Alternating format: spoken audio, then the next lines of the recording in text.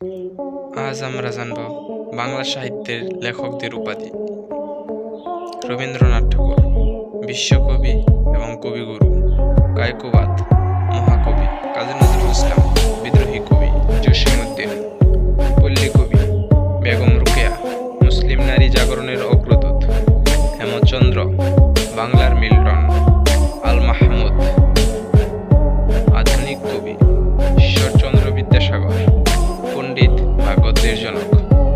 আব্দুল করিম সাহিত্য বিশারদ। ঈশ্বরচন্দ্র গুপ্ত যুগ সন্ধিক্ষণের কবি। মুকুন্দ দাস চারণ কবি।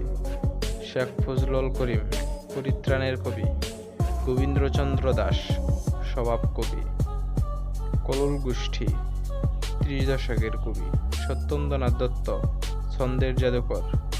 আব্দুল কাদির ছান্দনিক কবি। বিহারীলাল চক্রবর্তী ঘুড়ির পাখি। বীর মোশাররফ হোসেন গাজী মিয়া বা উদাসীন পথিক।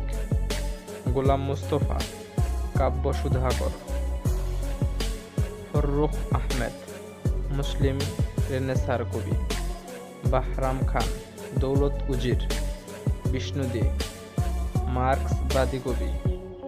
সুধীন্দ্রনাথ দত্ত ক্লাসিক কবি। মধুসূদন দত্ত মাইকেল। সুকান্ত ভট্টাচার্য কিশোর কবি।